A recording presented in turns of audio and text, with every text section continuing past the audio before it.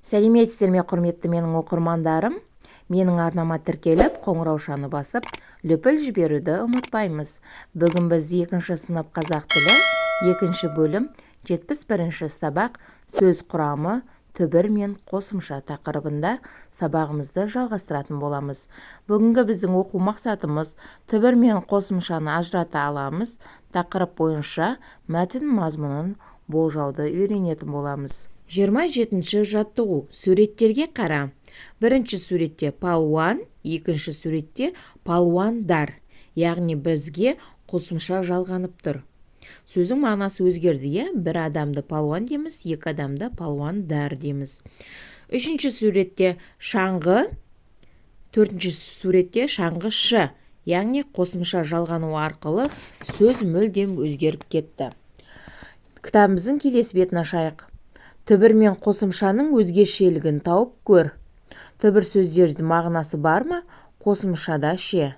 Содан кейін өзің қорытынды жаса. Мысалы, палуан, палуандар.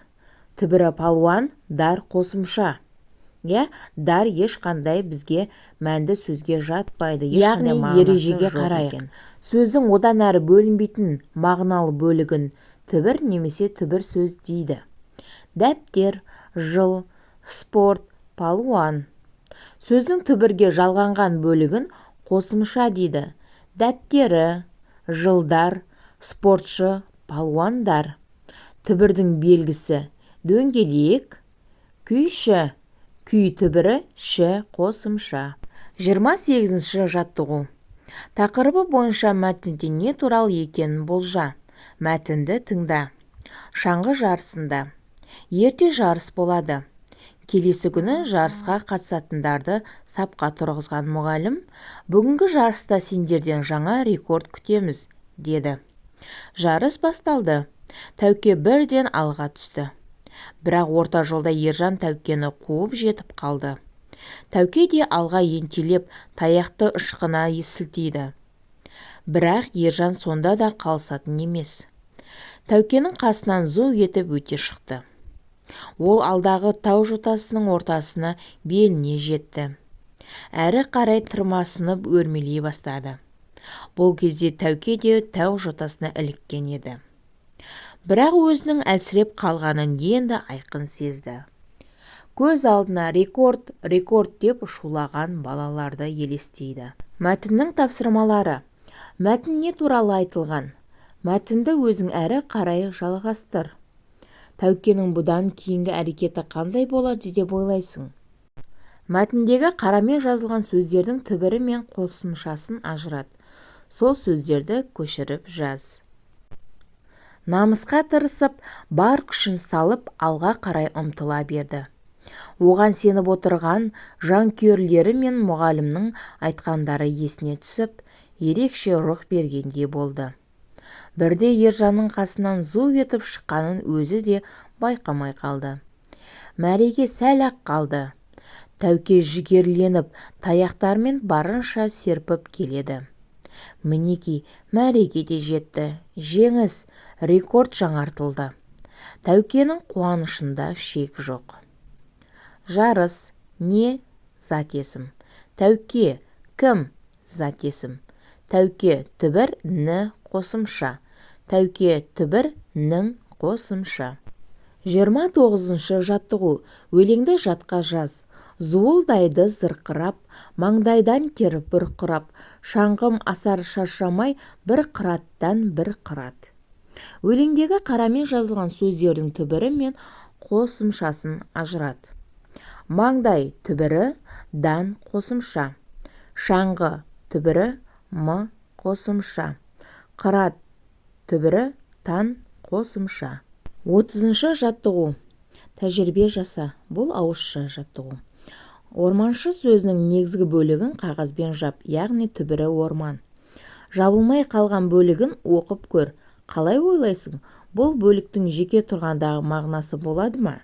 Яғни біз орман сөзін қағазбен жауып қойсақ, ш қосымшасы қалады. Ол бізге ешқандай мағына бермейді екен. Зерттеу барысында сөздің түбірі болатынына, ол сөз мағынасын сақтап тұратынына көзіңді жеткіздің. Қосымшаның жеке тұрғанда мағына бермейтінін білдің. Қосымша жеке тұрғанда ешбір мағына бере алмайды. Шығармашылық үзіліс. 31-ші жаттығу. Хабарландыруды оқы. Хабарландыру. Құрметті оқушылар, ертең 14 ақпан күні сағат 15:00-де мектептің акт залында қуыршақ театрының қойылымы болады. Кіру тегін. Мектеп әкімшілігі. Сұрақтарға жауап бер. Хабарландыру кімге арналған? Хабарландыру әрине құрметті оқушыларға арналған. Хабарландыруда не туралы жазылған? Күні мен сағаты, яғни қуыршақ театры туралы хабарландыру жазылған. Қойылымның уақыты, орны нақты көрсетілген бе? 14 ақпан 15:00-де акт залда өтілетіні туралы жазылған. Хабарландыруды жазған кім? Әрине мектеп әкімшілігі. Мінеки балалар, түбір мен қосымшаға арналған қызықты сабағымыздың бірі тағы да бізде аяқталды. Міндетті түрде менің каналыма тіркеліп, қоңыраушаны басып, лүпіл жіберуді ұмытпаймыз. Келесі қызықты сабақта кездескенше сау болыңдар. Сәлеметсіздер ме, құрметті менің оқырмандарым? Менің YouTube каналыма тіркеліп, қоңыраушаны басып, лүпіл жіберуді ұмытпаймыз. Бүгін біз 2-ші сынып қазақ тілі, 2-ші бөлім 72-ші сабақ түбір мен қосымша тақырыбында жалғастыратын боламыз. Бүгінгі біздің оқу мақсатымыз түбір мен қосымшаны ажыратуды үйренеміз. 32-ші жаттығу. Мәтінді түсініп оқы. Балалар суға түсуге келді. Көлге түсеміз, деді Самат. Жоқ, бұл көл емес, көлшік, деді Марат. Қалай ойлайсың? Олар көл және көлшік сөздер үшін неліктен айтысты? Ендеше кішкене мағлұмат бере кетейін. Көл тікелей теңізбен қосылмаған құрлықтар өңіріндегі суға толы дербес ойыстар. Ауқымды, кеңістікті қамтитын суы ащы көл түрлері теңіз деп те аталынып жүр. Көлшік дегеніміз жаңбыр жауғанда жердегі ойыстарда қалған сулар екен. 33-ші жаттығу. Көп нүктенің орнына тиісті қосымшаларды қойып, мәтінді көшіріп жаз. Мектепте шахмат үйірмесі бар.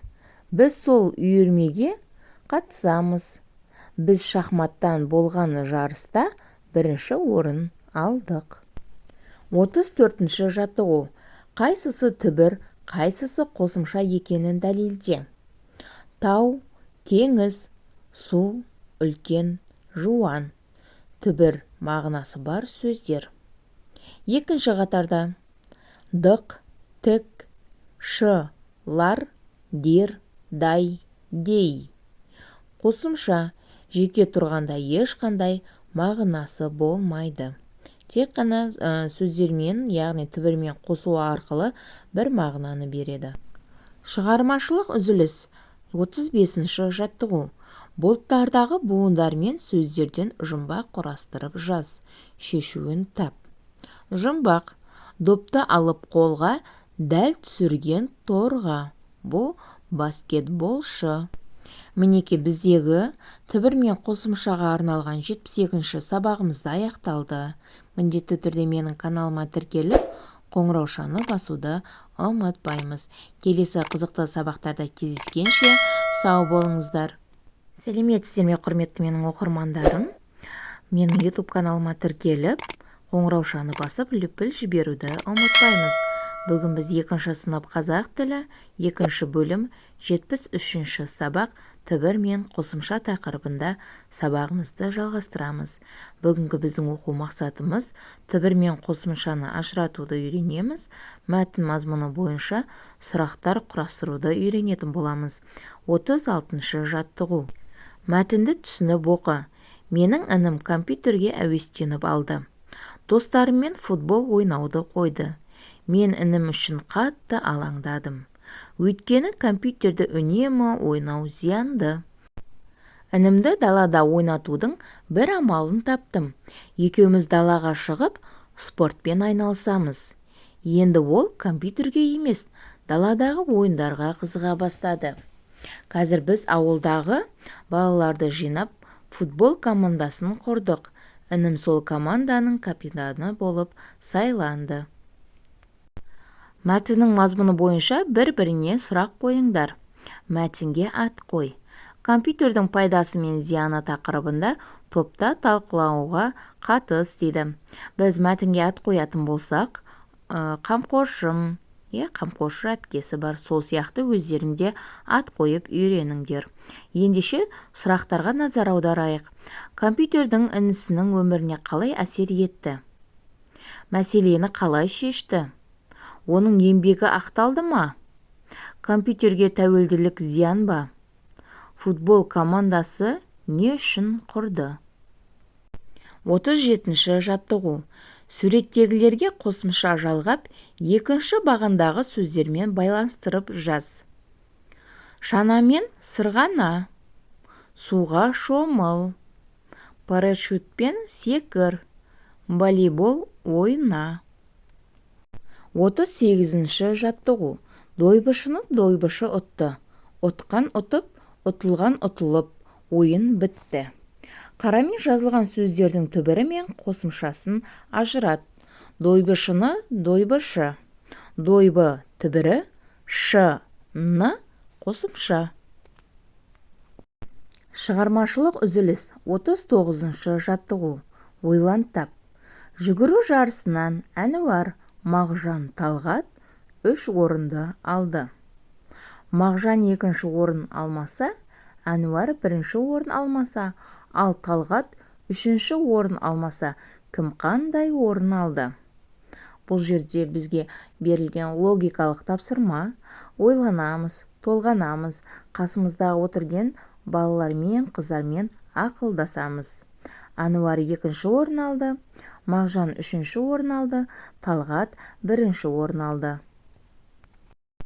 Мінеке, бүгінгі біздің қызықты сабағымыз аяқталды. Менің YouTube каналыма тіркеліп, қоңыраушаны басып, лүпіл жіберуді ұмытпаймыз. Келесі қызықты сабақтарда кездескенше сау болыңыздар. Сәлеметсіздер ме, құрметті менің оқырмандарым? YouTube каналыма тіркеліп, қоңыраушаны басып, лүпіл жіберуді ұмытпаймыз. Бүгін біз 2-ші сынып қазақ тілі, 2-ші бөлім, 74-ші сабақ түбір мен қосымша тақырыбын жалғастыратын боламыз. Бүгінгі біздің оқу мақсатымыз түбір мен қосымшаны ажырата аламын. 40-ші жаттығу. Өлеңді көшіріп жаз. Су сергітер денеңді, онымен дос болғайсың. Судан кейін сен енді ісіңді оңай жалғайсың. Қарамен жазылған сөздің түбірі мен қосымшасын ажырат. Бұл жерде бізде судан, су түбірі дан қосымша болып келеді екен. 41-ші жаттығу. Өлеңді оқы. Зырлайды доп, бір орында тұрмайды. Қарсыластың қақпасына таяса, жүрегіміз тулайды. Зырлайды доп, зырлайды. Қалт жіберме, сен қақпаны дәл көзде. Қуанамыз сол кезде. Өзің ұнататын команда жеңіске жеткенде қандай көңіл күйде боласың? Сыныптастарыңа футбол ойыны туралы хабар жүргізіп 42-ші жаттығу. Көп нүктенің орнына тиісті қосымшаны қойып, мақалдарды көшіріп жаз. Тазалық, саулық негізі. Дені сау адам, дәулетті адам. 43-ші жаттығу. Шығармашылық үзіліс.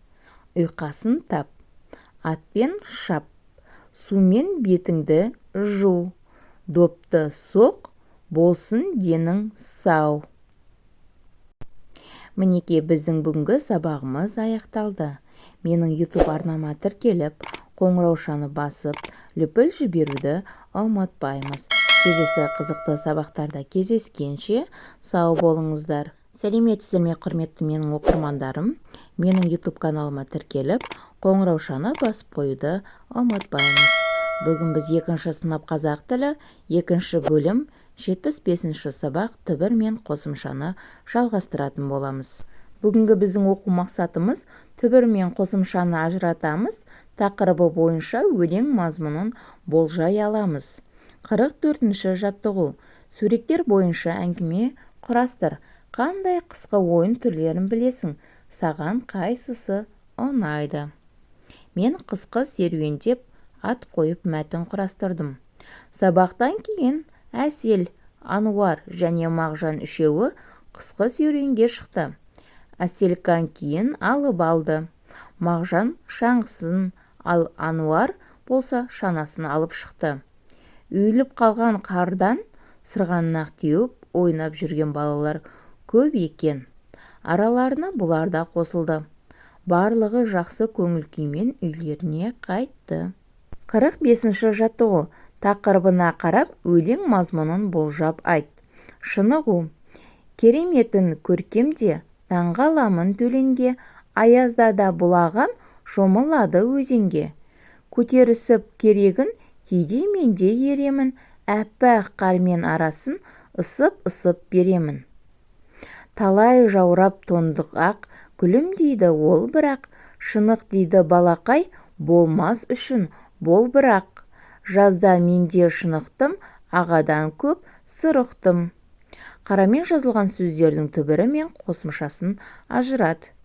Төленге. Төлен түбірі ге қосымша. Қар түбірі мен қосымша. Бала түбірі қай қосымша. 46-шы жаттығу. Көп нүктенің орнына керекті сөзді қойып өлеңді көшіріп жаз. Аяқ қайда апарады? Ақыл қайда апарады? Аяқ қайда апарасың? Ғарышқа. Ақыл қайда апарасың? Жарысқа. 47-ші жаттығу. Торкөздердің ішіндегі әріптерден сөз құрастырда келесі торкөзге орналастыр. Бірінші торкөзде шаңғы сөзі шықты. Екінші қатардан қайық сөзі шықты. Үшінші қатардан бәйге сөзі шықты. Төртінші қатардан жарыс сөзі шықты. 48-ші жаттығу. Жаңылтпашты жатқа жаз. Ескекті есен, естен еседі. Ескекшілер есен, естен ескекті еседі. Қарамен жазылған сөздердің түбірі қайсы? Қосымшасы қайсы? Ескек түбірі ті қосымша. Ескек түбірі ш-лер қосымша болып келеді. Мінеке балалар, бүгінгі қызықты сабағымыз аяқталды. Алдымен менің YouTube каналыма тіркеліп, қоңыраушаны басып қоюды ұмытпаймыз. Келесі қызықты сабақтарда кездескенше сау болыңдар. Сәлеметсіздер ме, құрметті менің оқырмандарым? Алдымен менің YouTube каналыма тіркеліп, қоңыраушаны басып, лүпіл басуды ұмытпаймыз. Бүгін біз 2-ші сынып қазақ тілі 2-ші бөлім 76-шы сабақ түбір мен қосымша тақырыбын жалғастыратын боламыз. Бүгінгі біздің оқу мақсатымыз тірек сөздерді пайдаланып әңгіме құрастыра аламын. 49-шы жаттығу. Сөйлемдерді қатесіз көшіріп жаз. Сырғанап ойнау өте пайдалы. Жиі сырғанап жаттыққан жөн. Ондай бала көп ауырмайды. Түбір сөздерді тап. Түбір сөздер өте, жиі, жөн, ондай бала көп. 50-ші жаттығу. Тірек сөздерді пайдаланып, сырғанақта тақырыбы бойынша әңгіме құрастыр. Тірек сөздер қыз, балалар, шана, аяз, шаңғы. Қыс мезгілі де келіп жетті. Биыл қар қалың түсетін сияқты. Балалар асыр салып ойнайтын болды.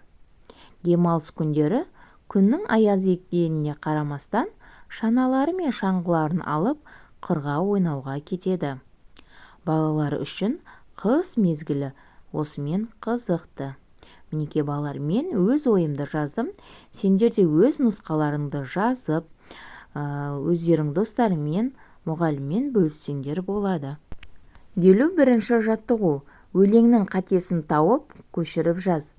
Жазда суда тебеміз, құмда күнге денеміз, жалаң аяқ жүземіз, қыста қызып күйеміз. Коньки шаңғы жүземіз, жалқаулықты тастаймыз, жаттығуды бастаймыз. Енді осы өлеңді түзеп жазайық. Жазда суда жүземіз, құмда күнге күйеміз, жалаң аяқ жүземіз, қыста қызып денеміз, коньки шаңғы тебеміз. Жалқаулықты тастаймыз, жаттығуды бастаймыз. Қарамен жазылған сөздердің түбірі мен қосымшасын ажыратайық. Жаз түбірі да қосымша. Құм түбірі да қосымша. Қыс түбірі да қосымша. Шығармашылық үзіліс. 52-ші жаттығу. Берілген әріптер қатарында жасырынған сөздерді тауып оқы. Бізге 4 қатарда әртүрлі дыбыстар жасырынып берілген. Осы қатарлардан сөз шығаруымыз керек. Баскетбол, бассейн, боксшы, жүзгіш. Тапқан сөздерің туралы не білесің? Бірінші сөз баскетбол. Доппен ойнайтын екі команданың арасындағы ойын түрі. Бассейн, яғни шомылуға баратын орын. Боксшы, спортзалда, яғни қарсыласымен бокстасып ойнайтын ойынның бір түрі. Жүзгіш, суда жүзетін адамды жүзгіш дейді екен. Мінекей балалар, осымен біздің қызықты сабақтарымыздың бірі аяқталды. Міндетті түрде менің арнама жазылып, қоңыраушаны басып, лүпіл басуды ұмытпаймыз. Келесі қызықты сабақтарда кездескенше сау болыңыздар. Сәлеметсіздер ме, құрметті менің оқырмандарым? Менің YouTube каналыма тіркеліп, қоңыраушаны басып, лүпіл жіберуді ұмытпаймыз. Бүгін біз 2-ші сынып қазақ тілі, 2-ші бөлім, 77-ші сабақ, жаңа тақырып, жұрнақ пен жалғау жалғастыратын боламыз. Бүгінгі біздің оқу мақсатымыз жұрнақ пен жалғауды ажырата аламыз, мәтіннің тақырыбы мен ондағы негізгі ойды анықтаймыз. 53-ші жаттығу. Суреттер бойынша мәтін құрастыр. Бұл жаттығуларды сен жасайсың ба? Бізге мінекей 2 қыз, 1 ұл бала беріліпті. Олар таңғы жаттығу жасап жатыр екен. Осылар бойынша, сурет бойынша біз кішігірім әңгіме құрастырайық. Спорт денсаулық кепілі деп мен тақырып қойдым. Таңертең ерте тұрып, таза ауада жаттығу жасау ағзамыз үшін өте пайдалы. Айым, Нұрали және Жанали күнде ерте күн шығысымен түрлі дене жаттығуларын жасайды. Спортпен айналысқан адамның көңіл күйі үнемі көтеріңкі болады. Сендер де таңертең жаттығу жасайсыңдар ма? Жасасаңдар, жаттығудың қандай түрлерін жасайсыңдар? 54-ші жаттығу. Өлеңді мәнерлеп оқы. Ас алдында қолымды жууға ойым бөлінді. Тазалыққа мән берем, мұнтаздай қып өңімді. Өлең не туралы? Тазалыққа сөзін таза, тазалық сөздерімен салыстыр. Содан соң өзің қорытынды жасап көр. Өлеңде тазалық туралы айтылған. Ас ішер алдында үнемі қолыңды жууды ұмытпау керек. Таза түбірі қандай деген сұраққа жауап береді. Оған лық деген жұрнақ жалғанып, жаңа сөз шығады. Тазалық деген сөз не деген сұраққа жауап береді. Демек, сын есімнен зат есімге айналып тұр. Ережені жаттап алайық. Қосымша жұрнақ жалға болып 2-ге бөлінеді. Сөз мағынасын өзгертетін қосымшаны жұрнақ дейді. Жұрнақтың белгісі 3 бұрыш. Мысалы, футбол, футболшы. Оқу, оқулық. Осы ережені міндетті түрде жаттап алайық. Сөз бен сөзді байланыстыратын қосымшаны жалғау дейді. Жалғаудың белгісі 4 бұрыш. Мысалы, футболды оқуға. Міндетті түрде ережені сақтап, есімізге сақтап, жаттап аламыз. 55-ші жаттығу. Мақалды көркем жаз. Өнерлі жігіт өрде озар, өнерсіз жігіт жер соғар. Жұрнақ жалғанған сөздерді тап. Жұрнақ жалғанған сөздер өнерлі, өнер түбірі, лі жұрнақ. Өнерсіз, өнер түбірі, сіз жұрнақ. Шығармашылық үзіліс. 56-шы жаттығу. Мектепке ұзындыққа секіру мен жүгіруден жарыс өтілмекші. Жарысқа 2-ші, 4-ші сынып оқушылары қатысады. Сыныптарыңда секіру және жүгірумен шұғылданатын балалар бар ма? Олар осы жарысқа қатыса ала ма? Сол туралы өз ойыңды білдір. Әрине, бұл ауызша. Мен кішігірім өз ойымды жазып қойдым. Сендер де өз нұсқаларыңды жазып, достарыңмен сыныпта бөліссеңдер болады. Біздің сыныптан Арнұр ұзындыққа секіруден ең үздігіміз, ал Айдос сыныптағы ең тез жүгіретін жылдам оқушы. Сондықтан екеуін жарысқа лайықты деп таптық. Мінеке балалар, жұрнақ пен жалғауға арналған қызықты сабақтарымыздың бірі аяқталды. Менің YouTube каналыма тіркеліп, қоңыраушаны басып, лүпіл жіберуді ұмытпаймыз. Келесі қызықты сабақтарда кездескенше сау болыңыздар. Сәлеметсіздер ме, құрметті менің оқырмандарым? Менің YouTube каналыма тіркеліп, қоңыраушаны басып, лүпіл жіберуді ұмытпаймыз. Бүгін біз 2-ші сынып қазақ тілі, 2-ші бөлім, 78-ші сабақ, жұрнақ пен жалғау тақырыбын жалғастыратын боламыз. Бүгінгі біздің оқу мақсатымыз берілген сөзді сөз құрамына қарай талдай аламыз. Дереккөздерден қажетті мәліметті табуды үйренетін боламыз. 57-ші жаттығуға назар аударайық. Мәтінді түсініп оқы. Қажымұқан Мұңайтпасов қазақтың атақты палуаны. Ол әлемнің бірнеше дүркін жеңімпазы палуаны. Қажымұқан 14 жасында саудагер байға жалшы болады. Қыс мезгілі бірде бай оны атшабанмен шөп алып кел деп жұмсайды. Қайтар жолда қар қалың болып, атшабаны тарта алмай зорығып өледі. Қажымұқан шананы атымен бірге өзі сүйреп алып келеді. Қажымұқан туралы басқа да мәліметтерді энциклопедиядан біліп ал. Қарамен жазылған сөздерді жұрнақ пен жалғауды ажырат. Бізде қарамен жазылған сөздер саудагер, жалшы, шанамен. Бірінші сөз саудагер. Гер ол жұрнақ. Себебі саудагер, яғни сөздің мағынасы өзгерді. Екінші сөз жалшы. Жал аттың жалы, шы жұрнағы жалғану арқылы сөздің мағынасы өзгерді. Үшіншісі шанамен. Шана түбірі, мен жалғау. Себебі сөздің мағынасы өзгерген жоқ. Мен Қажымұқан туралы тағы да деректер іздеп таптым.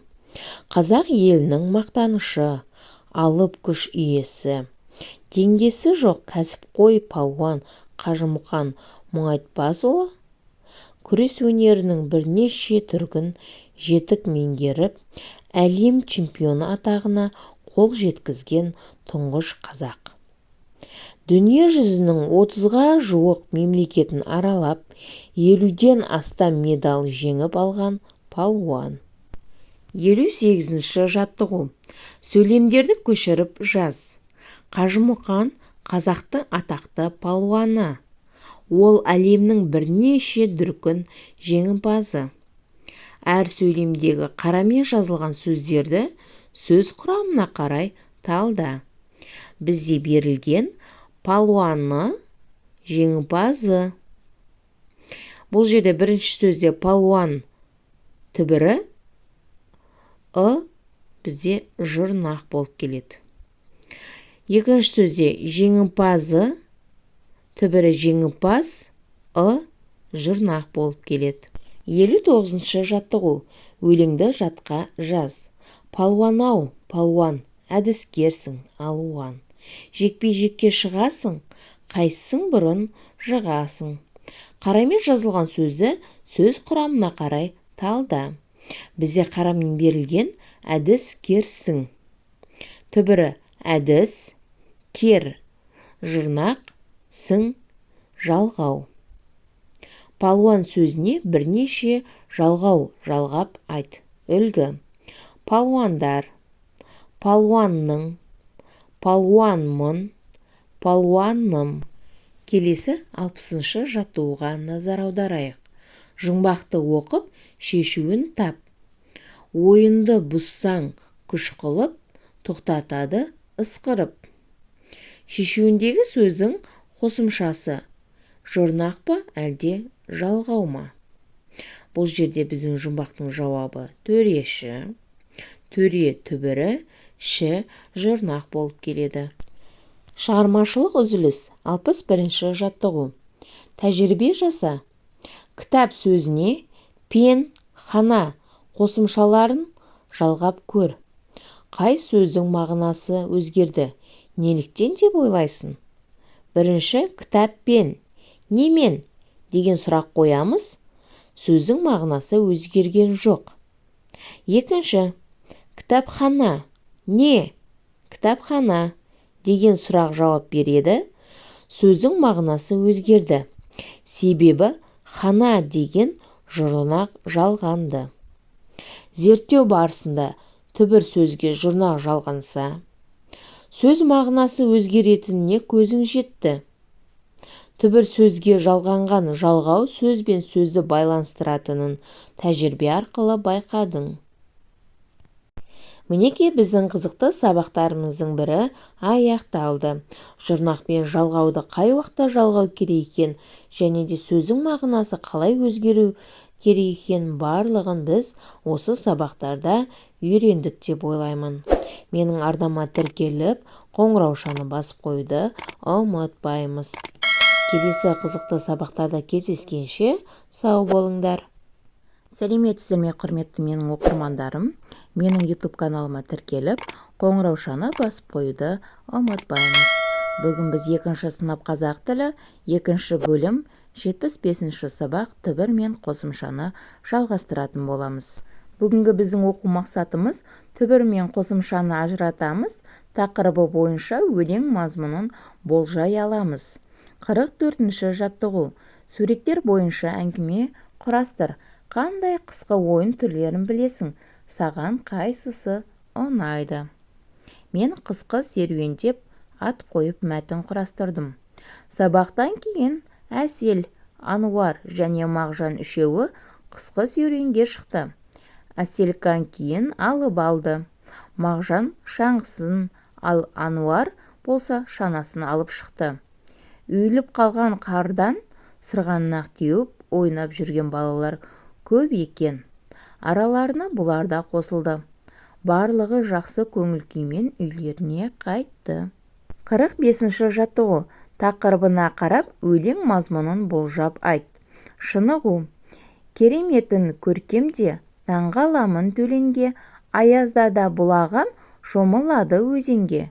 Көтерісіп керегін кейде менде еремін, әппақ қармен арасын ысып беремін. Талай жаурап тондық ақ, күлім дейді ол бірақ, шынық дейді балақай, болмас үшін бол бірақ. Жазда менде шынықтым, ағадан көп сыр ұқтым. Қарамен жазылған сөздердің түбірі мен қосымшасын ажырат. Төленге. Төлен түбірі ге қосымша. Қар түбірі мен қосымша. Бала түбірі қай қосымша. 46-шы жаттығу. Көп нүктенің орнына керекті сөзді қойып өлеңді көшіріп жаз. Аяқ қайда апарады? Ақыл қайда апарады? Аяқ қайда апарасың? Ғарышқа. Ақыл қайда апарасың? Жарысқа. 47-ші жаттығу. Торкөздердің ішіндегі әріптерден сөз құрастырда келесі торкөзге орналастыр. Бірінші торкөзде шаңғы сөзі шықты. Екінші қатардан қайық сөзі шықты. Үшінші қатардан бәйге сөзі шықты. Төртінші қатардан жарыс сөзі шықты. 48-ші жаттығу. Жаңылтпашты жатқа жаз. Ескекті есен, естен еседі. Ескекшілер есен, естен ескекті еседі. Қарамен жазылған сөздердің түбірі қайсы? Қосымшасы қайсы? Ескек түбірі ті қосымша. ескек түбірі ш-лер қосымша болып келеді. Мінекей балалар, бүгінгі қызықты сабағымыз аяқталды. Алдымен менің YouTube каналыма тіркеліп, қоңыраушаны басып қоюды ұмытпаймыз. Келесі қызықты сабақтарда кездескенше сау болыңдар. Сәлеметсіздер ме, құрметті менің оқырмандарым? Менің YouTube каналыма тіркеліп, қоңыраушаны басып, лүпіл жіберуді ұмытпаймыз. Бүгін біз 2-ші сынып қазақ тілі, 2-ші бөлім 70-ші сабақ жұрнақ пен жалғау тақырыбын жалғастыратын боламыз. Бүгінгі біздің оқу мақсатымыз жұрнақ пен жалғауды ажыратуды үйренетін боламыз. Мәтін мазмұны бойынша сұрақтар құрастырып үйренетін боламыз. 67-ші жаттығуға назар аударайық. Мәтінді оқып, жұмбақ шалдың не дегенін болжап айт. Әсет пен Нәркес денсаулық еліне бармақшы болды. Жолда оларға жұмбақ шал кездесіп жөн сілтейді. Ол балаларға жер, күн, ауа туралы жұмбақ сауалдар қояды. Балалар сұрақтарға толық жауап береді. Оларға риза болған жұмбақ шал жарайсыңдар деп көзден ғайып болады. Мәтін мазмұны бойынша бір-біріңе сұрақ қойыңдар. Жер, күн, ауаның адам денсаулығына әсері туралы топта талқылаңдар. Бізде бірінші көмніктен орнына сөз қойыңдар дегенне, сол жерге жарайсыңдар деп көзден ғайып болады десек те болады. Ал екінші нұсқа, жұмбақ шал жер шарын ауа қоршап тұр. Ауасыз кім шындар? Ауасыз адамдар, жануарлар, өсімдіктер тұншығар. Жер, күн, ауа адамға өмір сыйлайды. Олар біздің тіршілік көзіміз деп көзден ғайып болады деп кішкене түсінік беріп жіберсек те болады екен. 68-ші жаттығу. Мақалдарды жатқа жаз. Денсаулық зор байлық. Жалқаудың жаны тәтті, еңбектің нәні тәтті. Қарамен жазылған сөздегі жұрнақ пен жалғауды тиісті белгілермен белгіле. Осы орайда біз белгілерді есімізге түсірейік. Дөңгелек түбір, үшбұрыш жұрнақ, төртбұрыш бізде жалғаудың белгісі екен. Үлгі оқулық, оқу түбірі, лық жұрнақ. Оқуға, оқу түбір, ға жалғау. Сол секілді байлық, бай түбірі, лық бізде жұрнақ болды. Жалқаудың, жалқау түбір, дың жалғау. Еңбектің, еңбек түбір, тің жалғау. Балалар, жұрнақ сөздің мағынасын өзгертеді, жалғау сөздің мағынасын өзгертпейді. Есімізде сақтайық. Келесі 69-ші жаттығу. Тірек сөздерді пайдаланып, күн тәртібі тақырыбында әңгіме құрастыр. Бізге берілген қосымша сөздер. Тірек сөздер: ерте тұру, демалу, тамақ ішу, сабаққа дайындалу, ойнау, кітап оқу. Мен өз нұсқамда кішігірім мәтін дайындадым. Сендер де өз мәтіндеріңді дайындап көріңдер. Таңертең ерте тұрып, төсек орындарыңды жинау керек. Таңғы жаттығумен айналысып, кішкене демалып, таңғы тамақтарыңды ішу керек. Ас ішіп болғасын, сабаққа дайындалып, мектепке барып келген соң сыртқа шығып ойнауға болады. Ойыннан келіп, кітап оқуды ұмытпаңдар. Мінеке балалар, менің жасаған кішігірім мәтін. Сендерде өздерің қандай бір күндік күн тәртібін осылай мәтін арқылы жеткізулеріңе болады. 70-ші жаттығу. Сөздерді жұрнақ жалғау арқылы өзгертіп жаз. Бізге берілген сөздер: іс, орын, талап, көл, қобыз. Керекті жұрнақтар: шек, шы, кер, дық, ты. Ал енді осыларды жалғап көрейік. Іскер, орындық, талап, ты, көл, шік, қобыз, шы. Сөздің мағынасы өзгерді. 71-ші жаттығу. Суреттегі ренжіген балалардың қайсысына қалай жұбатар едің? Бірінші суретте екі ұл шахмат ойнап отырып, жеңіліп қалған бала өте ызақор, ызаланып, ашуланып отыр, иә? Оған мен былай ақыл айтар едім. Шахмат ойынында жеңіліп қалған балаға ендігіде міндетті түрде жеңесің. Ол үшін өзің үйреніп, жақсы ойнауың керек дер едім. Балалар, шахмат ойнауы өте логиканы қажет етеді. Миымызды жаттықтырады, миымыз тынығады, иә? Біздің ойлау қабілетіміз арта түседі екен. Осыны күнделікті жаттығып ойнап жүрсек, біз де мүмкін жеңер едік. Екінші суреттегі балаға, адасып қалған балаға көшеде үлкендердің рұқсатынсыз бөтен жаққа бармауын сұрар едім. Иә, біз ешқашан ата-анамызсыз немесе аға-әпкелерімізсіз ешқандай танымайтын жерге баруға болмайды. Танымайтын адамдармен сөйлесіп, олармен еріп кетуге болмайды. Мінекей, жалғау мен жұрнаққа арналған 80-ші сабағымызда аяқталды. Келесі қызықты сабақтарда кездескенше, менің YouTube каналыма тіркеліп, қоңыраушаны басуды ұмытпаймыз. Келесі сабақта кездескенше сау болыңыздар. Сәлеметсіздер ме, құрметті менің оқырмандарым? Менің YouTube каналыма тіркеліп, қоңыраушаны басып, лүпіл жіберуді ұмытпаймыз. Бүгін біз 2-ші сынып қазақ тілі 2-ші бөлім 81-ші сабақ жұрнақ пен жалғау тақырыбын жалғастыратын боламыз. Бүгінгі біздің оқу мақсатымыз жұрнақ пен жалғауды ажыратуды үйренеміз. 72-ші жаттығу. Тақырыбына қарап, нұсқаулық мазмұнын болжа және түсініп оқы. Денің сау болсын десең, үйге таза ауа көп кірсін. Күннің сәулесі шуағы түсіп тұрсын. Сау болу үшін таза ауа, күннің шуағы керек екенін ұмытпа. Тұла бойыңды ең болмағанда мойныңды, көкірегіңді, арқаңды күнде салқын сумен жуып тұр. Жылы мезгілде суға көбірек шомыл. Өзіңді, тамағыңды таза ұста. Ішкен жеген сайын аузыңды тазалап шай. Аузыңды таза ұстасаң, тіс ауруының көбінен құтыласың. Таза ауада сыртта көбірек серуенде. Өте жылы киінбе, басыңа жеңілдеу нәрсе ки. Деніңді тар киіммен, белбеумен, түрлі баумен байлап қыспа. Аяқ киіміңнің өлшемі жалпақ, аласа болсын. Биік өкше өте зиянды.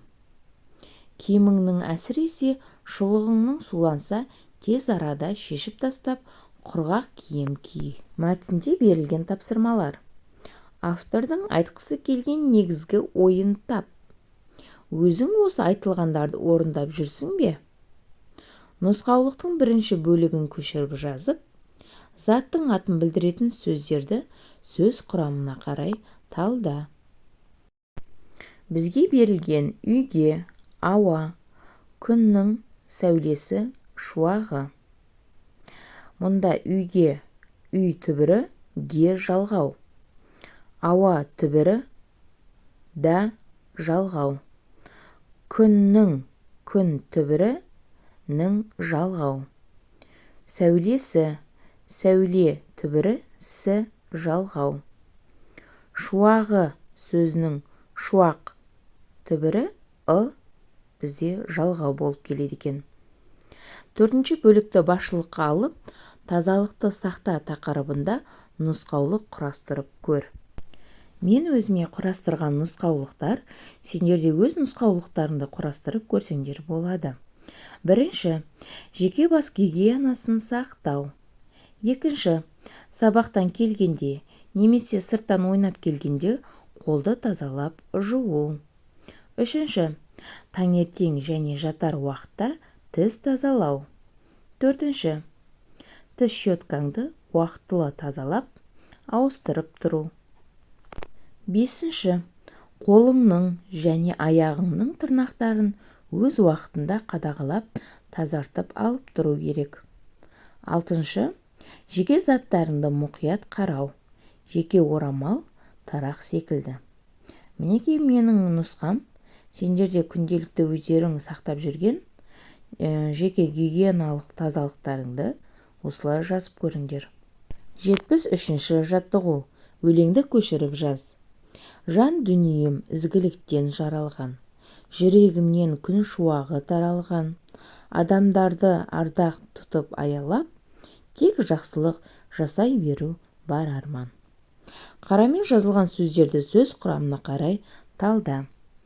Бізде қарамен берілген сөздер: ізгіліктен, жүрегімнен, адамдарды. Ізгілік, ізгі, түбірі, лік, жұрнақ, тен, жалғау. Екінші сөз: жүрегімнен, жүрек, түбірі, жалғау, нен, жалғау, яғни екі жалғау жалғанып тұр. Адамдарды, адам, түбірі, дар, жалғау, жалғау, яғни екі жалғау жалғанып тұр екен. 74-ші жаттығу. Берілген сөздерге жұрнақ пен жалғауды қатарынан жалғап жаз. Таза, біл, дойбы, жаңа сөздер берілген. Осыларға енді біз жұрнақ пен жалғауды жалғап көрейік. Тазалыққа, білгенді, дойбышыға, жаңалықпен. Мінекей біз жұрнақ пен жалғауды жалғап көрдік. Сөздерге жұрнақ пен жалғаудың қайсысын бұрын жалғадың? Біз бірінші жұрнақты, содан соң жалғауды жалғадық. Өзің осыдан қорытынды жасап көр. Жасаған қорытындыңды төмендегі ережемен салыстыр. Бізге ереже беріпті. Түбір сөзге жұрнақ та, жалғау да жалғана береді. Алдыменен жұрнақ, содан соң жалғау жалғанады.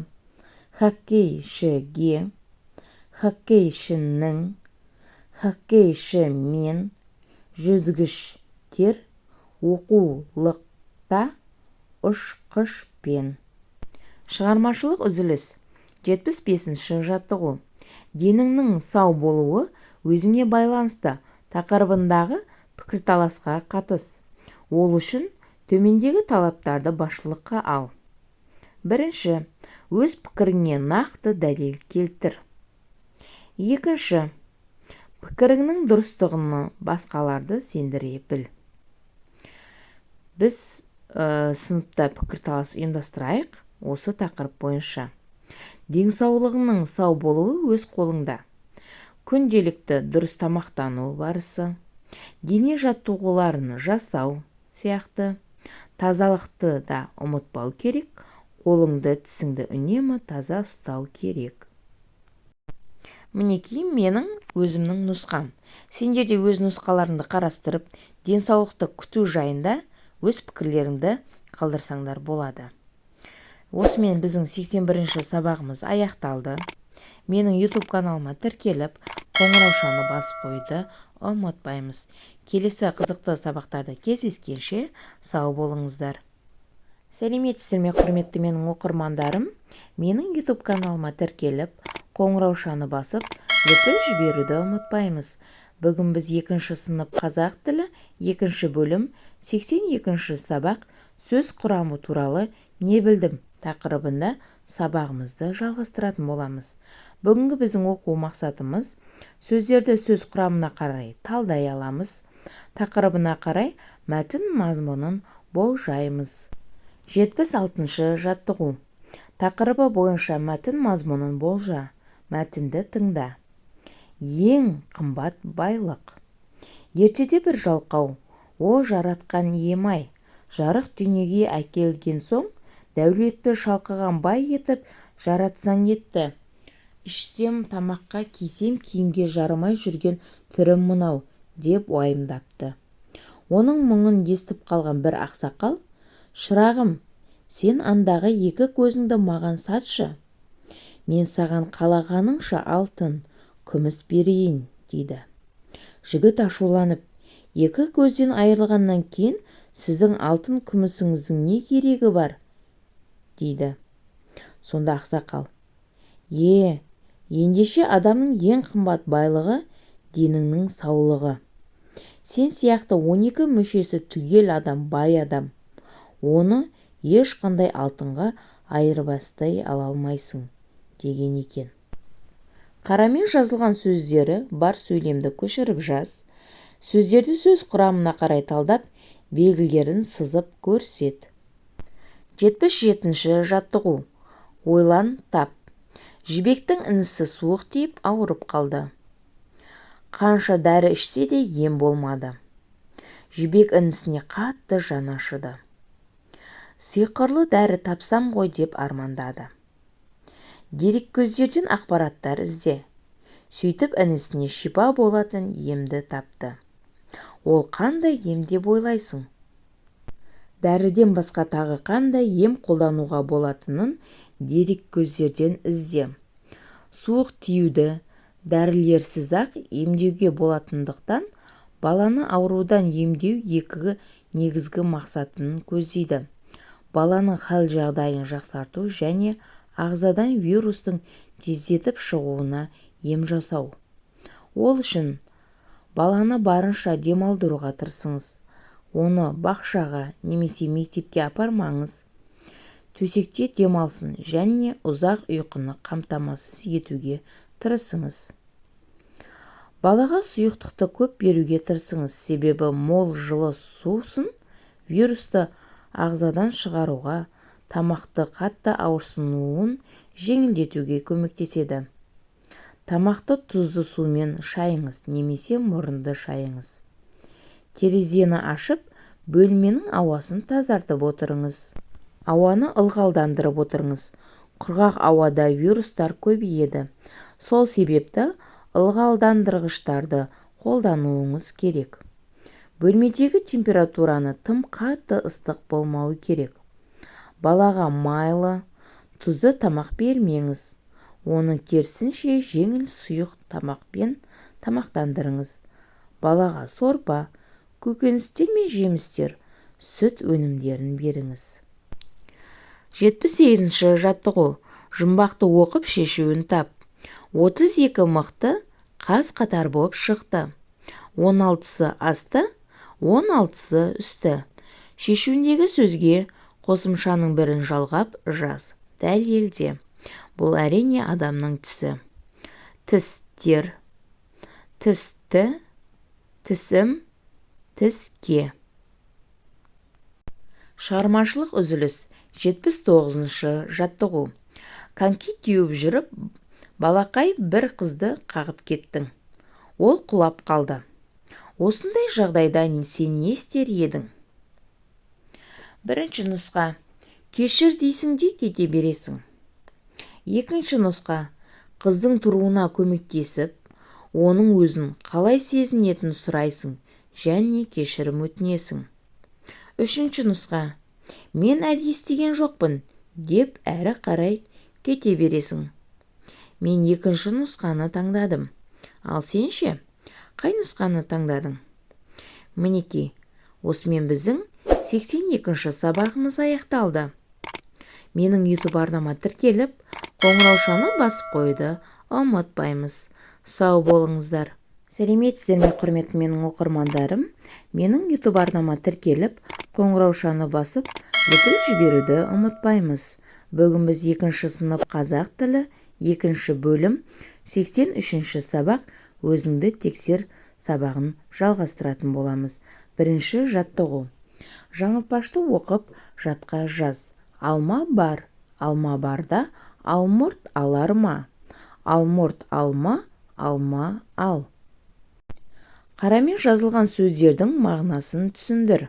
Алма сөзінің амоним екенін дәлелде. Алмұрт алма, етістік не істеме? Алма. Алма ал, зат есім. Не ал? Алма. 2-ші жаттығу. Бос төргөздерге тұсындағы сөздердің антонимін тауып жаз. Тар сөзінің антонимі кең. Жаңа сөзінің антонимі ескі. Жақсы сөзінің антонимі жаман. Жуан сөзінің антонимі жіңішке. Жарық сөзінің антонимі қараңғы. Үшінші жаттығуға назар аударайық. Өлеңді түсініп оқы. Орманшы қызы қасымда қатар келеді. Қайыңның сөлін басқаша қалай дер еді? Қайыңның сөлі басқаша айтсақ шырын ғой, шырын да сөл де екеуі теңдес ұғым ғой. Өлеңнен сөл сөзіне мағынасына жоқ сөзді тауып жаз. Бұл екі сөздің синоним екенін дәлелде. Сөл ол белгілі бір жемістің сөлі, яғни шырыны. Екеуі де бір зат, бірақ жазылуы әртүрлі, синоним болып табылады. Төртінші жаттығу. Кестені дұрыс толтыр. Бізде яғни берілген түбір, жұрнақ, жалғау, яғни шығатын сөз, пайда болатын жаңа сөз. Құрылыс ш-ның, ш жұрнақ-ның жалғау. Бізде шықты құрылыс ш-ның. Екінші, кітап. Бұл жерде тек жалғау керек екен. Тар, кітаптар. Көл, көлшіктер. Шік, жұрнақ, тер, жалғау. Дос, тық, пен. Тық, жұрнақ, пен, жалғау. Жаздық. Жаз, түбір, дық, жұрнақ. Бесінші жаттығу.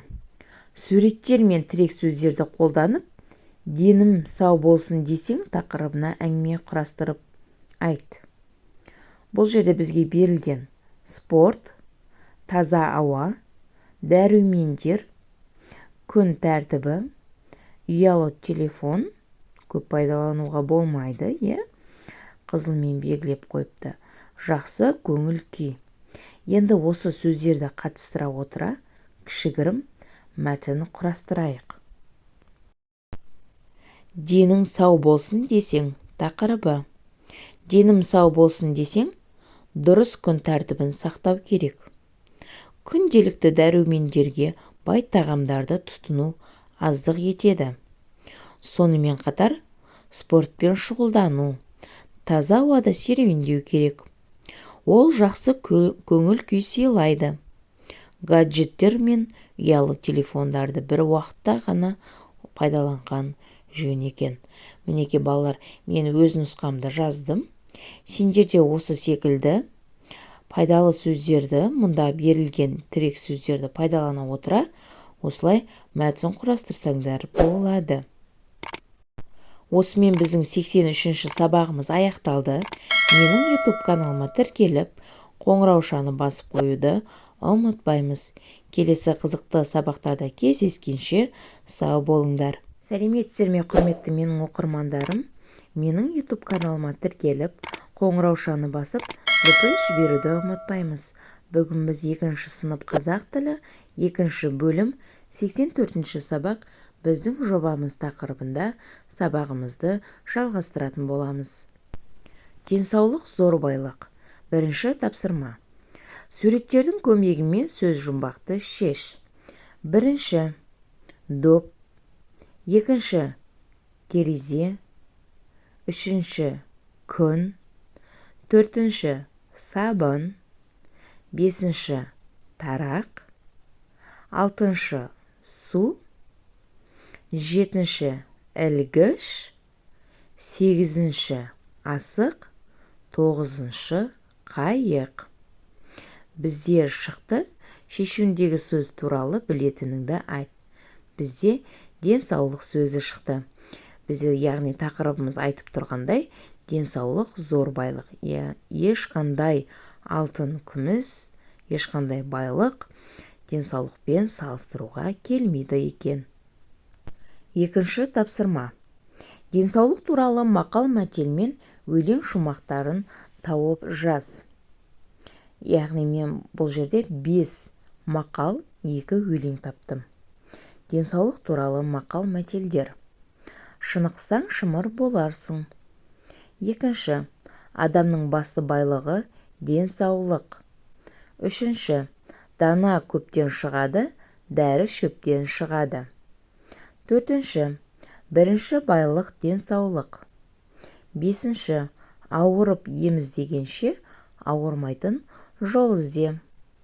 Ал енді өлең шумақтарына назар аударайық. Денсаулық ол шыныққан барлық денең мүшесі. Денсаулық ол тыныққан жүйке тамыр жүйесі. Екінші өлең. Денсаулық ол күлуің, көңіл күйің жадырай.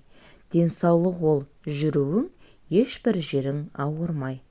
Мінеки біз өз денсаулығымыз өз қолымызда, ауырмайтын жол іздеп үнемі деніміз сау, жадыраған көңіл күйде жүрейік. Үшінші тапсырма.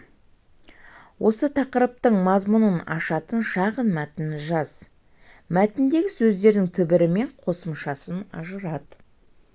Яғни біз денсаулық туралы қазір сабағымыз болып жатқандықтан, денсаулық зор байлық тақырыбында шағын мәтін құрастырайық.